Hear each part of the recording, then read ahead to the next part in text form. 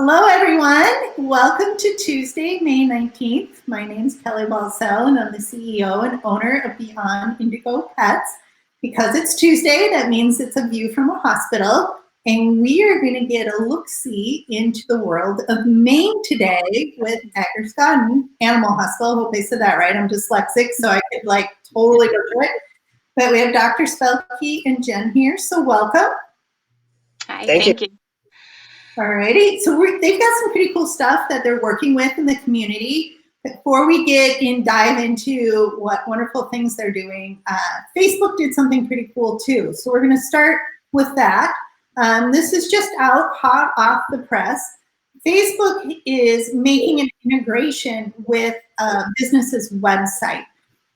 So that the messenger function with Facebook actually will show up on a website so that there can be two-way communication between the veterinary hospital and future and current pet owners through Messenger Facebook. Now, of course, if you turn on this feature when it comes to your Facebook page, because of course Facebook rolls these things out in waves, you need to make sure that you can actually respond to people. It will fall flat if you have this feature on your website and somebody texts you through Messenger and then nothing happens for the pet owner and they sit there and they sit there and they sit there. So you need to make sure you have a team member who can actually communicate before you turn this on. It's pretty cool. It's more integration that can make a tighter connection to your community through your website, which is what we're going to be talking about, is community today. So we're going to bring Dr. Spelke and Jen back. See, there they are. Hello, they didn't know who that are. So Dr. Spelke and Jen, can you tell us a little bit about, okay, where's Maine at today? Is it open? Is it closed? Is it curbside? Is it lobby? Where are you guys today? So our clinic we're doing curbside. We started middle of March.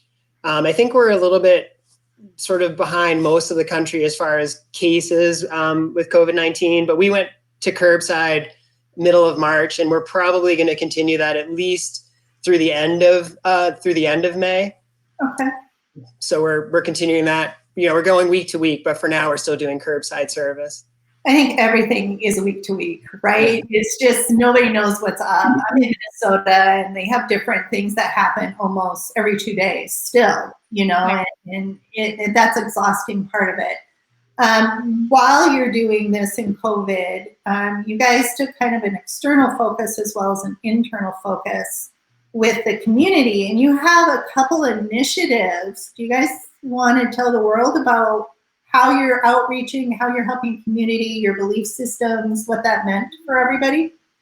Sure. Yeah, I can talk about, there's two programs. I'll let Jen talk about our work with the Mid-Coast Hunger Prevention. But one of the first things that we started was each week we pick a local business to support and we buy treats for the staff. So once a week, it's a Friday surprise for the staff.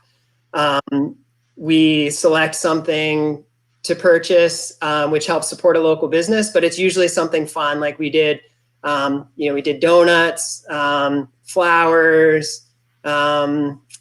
We did it from a local bakery. We got they did a special box of baked goods for us. So each week we pick out something special, and it helps. The staff it's a pick me up for them. It helps some of our local businesses who, a lot of them are clients of ours, and, we want to make sure that they're supported during this time when they can't keep their businesses open. I mean, we're fortunate to be able to continue to, help our clients and help the community. And some of these businesses are really not able to do, run business as usual. That's true. I mean, because everything's changed. What you're doing, you can do curbside pickup if the businesses are offering that, right? And keeping things going. But you're true, we're all connected. Like you said, some of those businesses are your clients. And, we don't operate in a silo, we operate in a web, and we're all one. So I love that idea. If my team wasn't 100% virtual in 14 different states, I did have that one as too. But especially the donut idea. That sounds really good. Those were great. Yeah. So Jen, tell me about hunger and what you guys are doing with hunger. Yeah, so Midcoast Hunger Prevention is it's a business that's in Brunswick and serves a lot of the community. It's a food pantry, and they offer food for people and meals, and also for animals. So we each year we actually do a food drive for them in the fall, and we just felt that we wanted to obviously try to support the pets that some of, obviously the population, when they go in there to get food for themselves, may need help for their pets too. So now we're kind of asking folks to donate food for, dogs and cats that also need support. Right. Yeah. There's a lot of people being laid off across the United States. I think I read this morning it was 34 million. Yeah. And food shelves are just being hit hard. 40% of people that are using food shelves never have before. So then you're right, there's a really, really strong need there. And so do you collect the items and then take them to the food shelf, or do you just suggest people go there?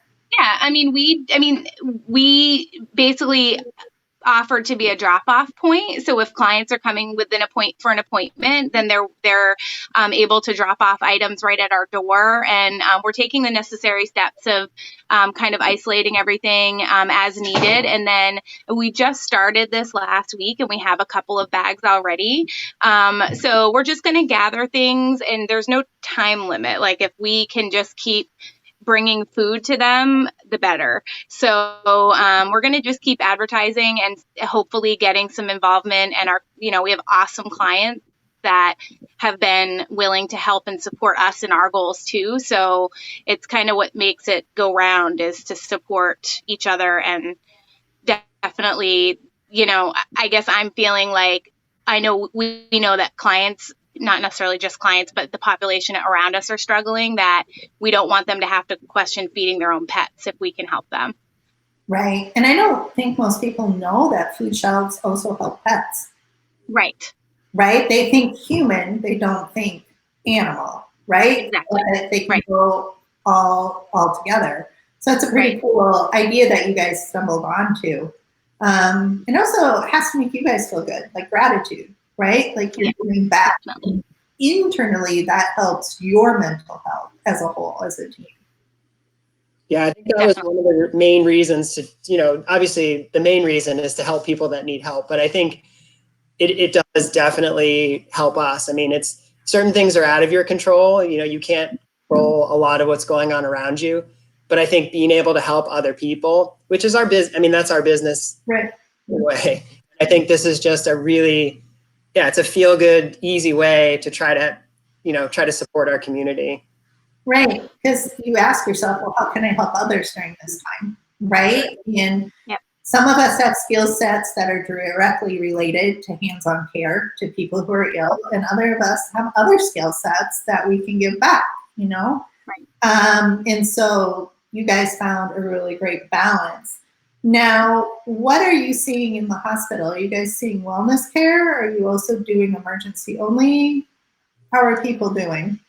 So we started doing urgent and emergencies only, and we've just shifted over the last 2 weeks to seeing some of our more routine wellness appointments. So that's a recent shift for us. And there's a backlog. There's a lot of folks that we had to postpone their wellness appointments, and they were very understanding. I mean, our approach was, we want to keep our staff healthy. We want to keep you healthy. We stopped doing spays and neuters to conserve, protective equipment on the human health side. So just this month, we're getting busy catching up on our wellness visits. So hopefully it's going to take us a little while to catch up. But cool. I think a lot of people are kind of in the same boat. There's been a backlog, and then what do we do and what we offer for people. Did you offer any new services or adapt any new technology with COVID? Yeah, we have. I'll let Jen talk about some of it, but we, internally, we've used some new technology. We're instead of meeting, normally we would have group rounds in the morning and the evening. Instead of doing that, we're doing Zoom. We're doing virtual meetings. We're using Slack as a way to communicate internally. Okay. Been a learning curve, but we did start using telemedicine maybe about a year ago, but we've really done quite a bit of telemedicine over the last couple of months. And we decided when we started it back up, we offered it as a free service, again, as a way to, we talked about wellness appointments. People were anxious about whether it's I missed a vaccine or, things that we didn't necessarily need to get them in for, but they just needed to have a conversation with us. So telemedicine. What am I missing, Jen? We've definitely utilized the digital aspect of like appointments, and we text a lot. So anytime somebody pulls into our driveway, we're connected to text and it comes up right on our screen. So people don't need to come to our door. They can actually text us. It comes up immediately, and then we check them in, reply back immediately and say, hey, we'll be right out. This is our process. It's been, pretty seamless, which has been great. I think part of it is that our clients are awesome too, so that helps. That we've been able to. They want their patient to be seen and understand that that's how we're able to do things right now. So the texting has been great, and we also use our app a lot, which is we have a vet to pet app, which we're just segueing into adding a little bit more to it, but we have appointment requests there. Medications can be requested there as well. So it's been okay as far as utilizing as much technology as we can. We definitely do. Well, we had Stacy Stampy in last Thursday, the founder of Vet to Pet, and she told us that you all are going to have 2 new technologies rolling out this week, that you can collect payments right through the app, which will be cool, and also some more video functionalities. So, yeah, it's been a great tool for us for sure. Well, awesome. Do you think some of this stuff is going to stick, these technology changes moving forward? Oh, absolutely. I think that telemedicine isn't going to go away. I think even the whole process of payments. I think we're going to be shifting away from everybody stopping at the front desk, to sort of check out at the end of their appointments. I think it's going to be a lot of it is going to continue to be done remotely. So I think, a lot of this technology, I think, is going to, it's forced us to use it probably more than we would, quicker than, but I think that, like Jen said, I think that it really, we proved to ourselves that we could do it and we're ready for it. And actually our clients, I thought our clients would be, more reluctant at times to give up the sort of old-fashioned way of doing things, but I've been pleasantly surprised that some of them, when we talk about, we apologize for not allowing them in the building, and some people say, are you kidding me? This is so simple. You come out to the car, you grab my dog, you do what you need to do, and you come on back out. So I think a lot of these things stay is my guess. Yeah, well, you're right.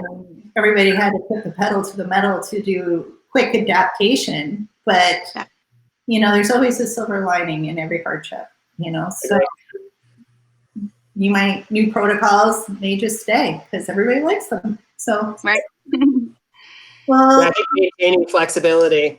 Yeah, and I think everybody's kind of okay with that fluidity, flexibility right now. If you are happy, they're happy. It's just working it out. So it's great.